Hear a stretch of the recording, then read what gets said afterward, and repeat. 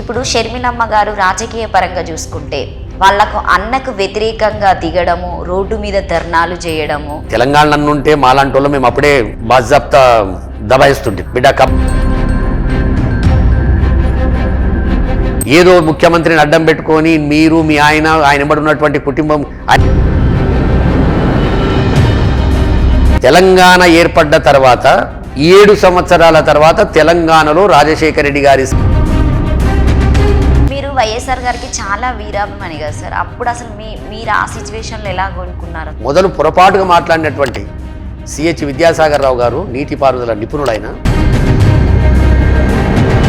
నేను ఆ రోజు ఏమో అనుకున్నా, గుండె ధైర్యం అనుకున్నా, ఇటువంటి నాయకులు పుట్టాలి. మీరు వైఎస్ఆర్ గారికి చాలా వీరాభిమాని కదా సార్, అప్పుడు అసలు మీరు ఆ సిచ్యువేషన్లో ఎలా కొనుక్కున్నారు? అసలు ఇప్పటికి కోలుకోలేదమ్మా.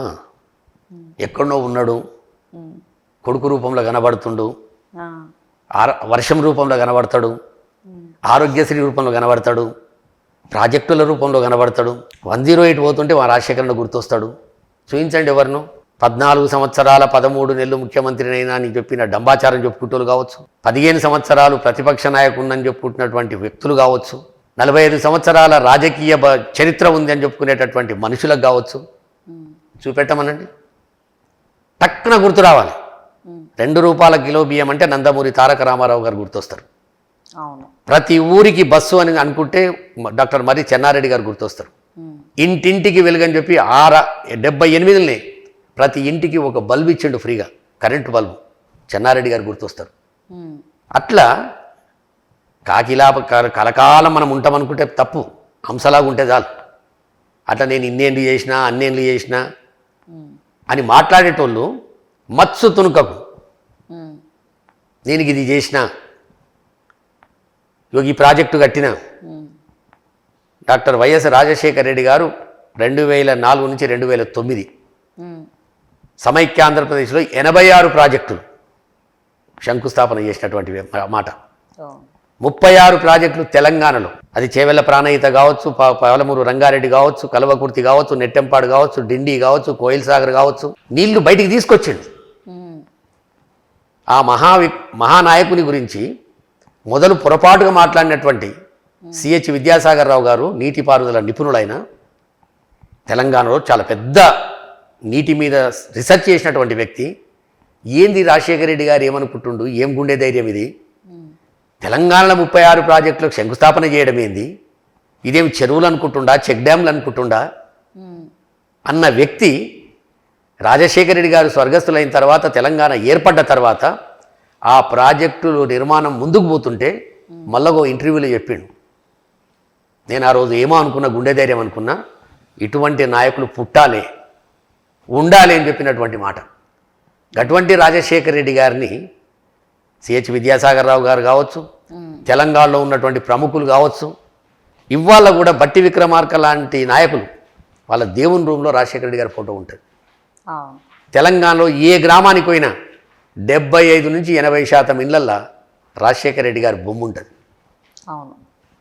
అటువంటి రాజశేఖర రెడ్డి గారిని నేను అభిమానించే నాయకుడిని ఎట్లా మరవగలుగుతాను చెప్పండి. ఎక్కడో దగ్గర ఉన్నాడు అనుకుంటేనే మా ఆరోగ్యం బాగుంటుంది. ఎన్నో బతుకున్నాడు, 108 రూపంగానో, ప్రాజెక్టుల రూపంగానో, పిల్లలకి ఇచ్చేటటువంటి ఫీజు రియంబర్స్మెంట్ రూపంగానో, మా అన్న ప్రజల గుండెలనుండు ఆరోగ్యశ్రీ రూపంగానో. అందుకే రాజశేఖర రెడ్డి గారంటే ఆ వీరాభిమానం నాకుంది.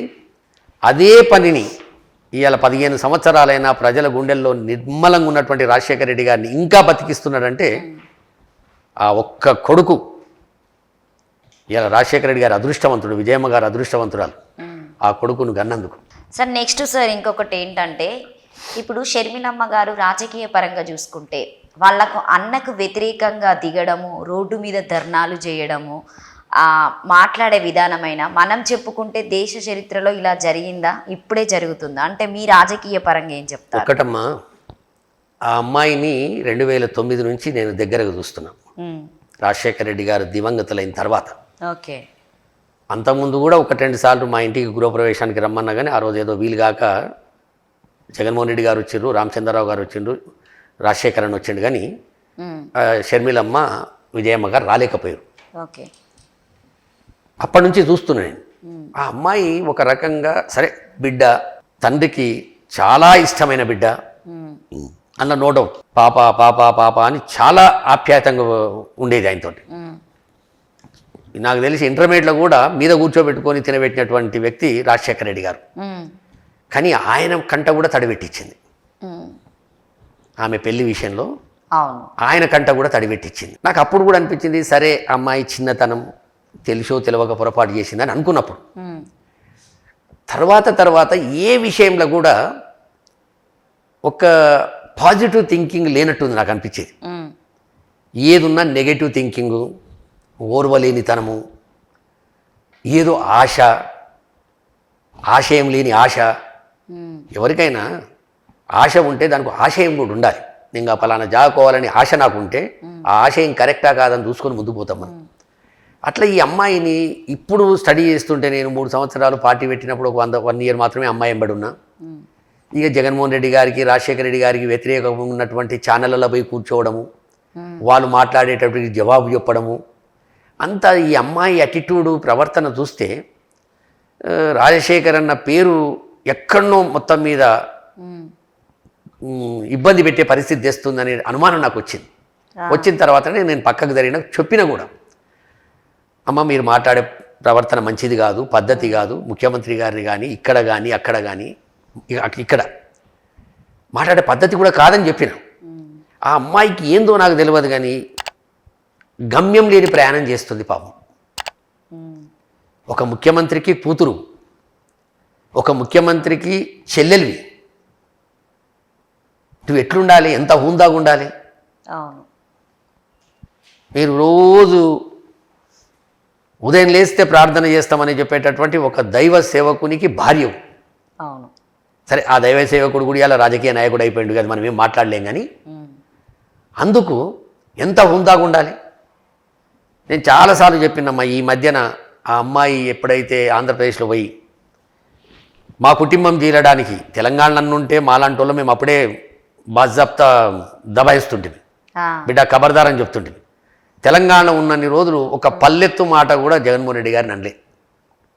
ఇక్కడ కూడా వచ్చి నేను ఇక్కడ హైదరాబాద్ అవన్నీ ఇక్కడనే పుట్టినా, ఇక్కడనే పెరిగినా, ఇక్కడనే పిల్లలను కన్నా, నాకు బోనం ఎరక, బతుకమ్మ ఎరక, బిర్యానీ ఎరక, ప్యారడైజ్ ఎరక, సెంటాన్స్ ఎరక, ఓ ఇక్కడ బిడ్డనని చెప్పుకోవడానికి ఎవడరా నన్ను తెలంగాణ కాదన్నది గల్లబడతా. ఇక ఇక్కడ చేసేటి అన్నీ చేసింది. మళ్ళీ ఇప్పుడు అక్కడికి ఏం మాట్లాడిందో అర్థం కాలే. ఇక్కడ కూడా ఏదన్నా మాట్లాడు, సబ్జెక్టు మీద మాట్లాడడం లోపల తప్పు లేదు. ఏ పార్టీలను పోయినా మాకు అభ్యంతరం లేదు. మన నాయనను ఎఫ్ఐఆర్లో పెట్టిన పార్టీలో, మన అన్నను జైల్లో పెట్టిన పార్టీలో పోయినందుకే మనకు బాధ. నువ్వు వ్యతిరేకించినవు, ఇయ్యాల మళ్ళీ నీకు వాళ్ళే మంచి కనబడుతుర్రా, ఇది అన్యాయం, రాజకీయంగా ఇంత దిగజారిపోవద్దనే మాటనే నేను చెప్పిన. సరే మీరు విభేదాలు ఎందుకు వచ్చినాయి అనేది మొత్తానికి తెలిసిపోయింది అందరికీ.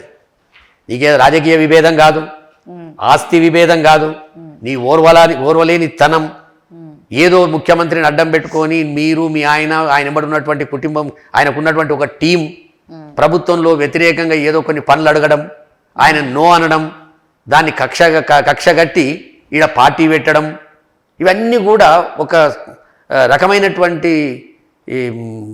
ఫ్రస్ట్రేషన్కి వెళ్ళిపోయింది అమ్మాయి. వెళ్ళిపోయి ఇక్కడ ఏం మాట్లాడిందో మనం అన్నీ చూసినాం. సేమ్ ప్లేస్ మాత్రమే మారింది. మాటలు మాత్రం ఆడబిడ్డ ఈడబిడ్డ, ఇక్కడ కోడళ్ళని ప్రూవ్ చేసుకునే ప్రయత్నం చేసింది, అక్కడ బిడ్డనని ప్రయత్నం చేస్తుంది. చెయ్యి, నిన్ను రాజశేఖర రెడ్డి గారి బిడ్డే కాదని ఎవరంటలేరు. మన భారత సంస్కృతి, హిందూ సంస్కృతి, మన తెలుగు ఆంధ్రప్రదేశ్లో తెలుగు వాళ్ళ సంస్కృతి ఏంది? అత్తగారింటికి పోయిందంటే గోత్రం కాడికెళ్ళి మారిపోతుంది, పేరు కాడికెళ్ళి మారిపోతుంది, ఇంటి పేరు కాడికెళ్ళి మారిపోతుంది. ఏదైనా గుళ్ళ గోపురాలు పోతే మన గోత్రం చెప్పమంటే రాజశేఖర రెడ్డి గారు, జగన్మోహన్ రెడ్డి గారు కుంభాల గోత్రం చెప్పొద్దు, నువ్వు నీ గోత్రం చెప్పాలి. వాళ్ళ గోత్రం ఎవరు చెప్పుకుంటారు? వాళ్ళు చెప్పుకుంటారు. ఇంత ఇంగిత జ్ఞానం లేకుండా నేనే బిడ్డను, నేనే కోడలను, ఏమవసరం వచ్చింది? నీ కాదన్నోళ్ళు ఎవరు? నువ్వు గమ్యం లేని ప్రయాణం చేస్తున్నావు, ఏడున్నావో తెలియదు, ఏడు కోతున్నావో తెలియదు, ఎందుకు మాట్లాడుతున్నావో తెలియదు. ఆంధ్రప్రదేశ్ గురించి నీకేమెరక? తెలంగాణ ఏర్పడ్డ తర్వాత 7 సంవత్సరాల తర్వాత తెలంగాణలో రాజశేఖర రెడ్డి గారి సంక్షేమ పాలన లేదని ఆమెకు అర్థమైందట. ఈడొచ్చి వైఎస్ఆర్ తెలంగాణ పార్టీ అని పెడితివి. అవును. ఆ తెలంగాణ పార్టీలో మా రాజశేఖర్ అన్న బొమ్మ పెడితివి. ఉమ్. ఎఫ్ఐఆర్లో పెట్టినటువంటి కాంగ్రెస్ కాళ్ళకాడికి తీసుకుపోయి పడేస్తివి. పోనీ అక్కడ పడేసినావు, వాళ్ళని క్షమించితివి. అవును. అక్కడ నీకు ఆంధ్రప్రదేశ్ కాంగ్రెస్ కమిటీ ఇచ్చిర్రు. చచ్చిపోయిన పార్టీలకు నువ్వు పోయినవన్నప్పుడే నువ్వు ఎక్కడనో లావాదేవీలు అయినాయి అనుకుంటారు ఎవరైనా. అవును. నీకేదో ఆర్థికంగా చంద్రబాబు నాయుడు, డీకే శివకుమారో లేకపోతే కాంగ్రెస్ పార్టీ ఎవరో నీకు, చంద్రబాబు నాయుడు ఎటువంటి మనిషి, ఎక్కడ ఇటువంటి కార్యక్రమాలు అవుతున్నాయి, ఏ కొంప కొల్లేరు కావాలి, ఎవరింట్లో మనం చిచ్చు పెట్టాలి, ఎవరి ఇల్లు నువ్వు విడగొట్టాలి అని చూసేటటువంటి దౌర్భాగ్యుడు మన భారతదేశంలో పుట్టిండు ఆయన. అటువంటి చంద్రబాబు నాయుడు భూతద్దం పెట్టి చూస్తే శర్మమ్మ కనబడ్డది. పెళ్లి పత్రిక ఇయనిక పోతే 2 గంటలు ఏం మాట్లాడిరో భగవంతునికి ఎరక. ఎవరన్నా పత్రిక ఇయనిక పోతే అడావుడు ఉంటుంది, ఇంకో ఇంటికి పోవాలి ఇచ్చి రావాలని. ఒకటే ఇంట 2 గంటలు కూర్చోరంటే అది వైఎస్ రాజశేఖర రెడ్డి గారికి బద్ధశత్రువైనటువంటి చంద్రబాబు నాయుడు, రాజారెడ్డి గారిని చంపిపించినటువంటి చంద్రబాబు నాయుడు, రాజశేఖర రెడ్డి గారి కొడుకు మీద ఎర్రమనాయుడు తోటి కేసులు పెట్టించినటువంటి చంద్రబాబు నాయుడు, సోనియా గాంధీ తోటి కలిసి చంద్రబాబు నాయుడు సోనియా గాంధీ కలిసి రాజశేఖర రెడ్డి గారిని చంపిపించినటువంటి చంద్రబాబు నాయుడు ఆ ఇంట్లో పోయి నువ్వు సుటరికం చేస్తా అంటే ఆంధ్రప్రదేశ్ ప్రజలేమి భ్రమలలో ఉండరు కదా. అవును, చూస్తూనే వాళ్ళు కండు తెరవాలే.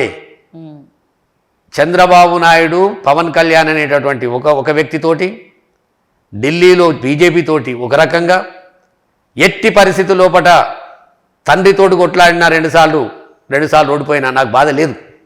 కానీ కొడుకు చేతిలో నేను చిత్తున ఓడిపోయి 23 సీట్లకు దిగజారిపోయి చివరకు రాజ్యసభలో 11 సీట్లుంటే 11 సీట్లు కూడా 0 అయిపోయి ఇలా రాజ్యసభలో నాకు స్థానం లేకుండా చేసినటువంటి జగన్మోహన్ రెడ్డి గారిని ఓడించడానికి ఇక్కడ పవన్ కళ్యాణ్ ఓ సంకల కూర్చోబెట్టుకుంటావు, బీజేపీని ఓ సంకల కూర్చోబెట్టుకుంటావు.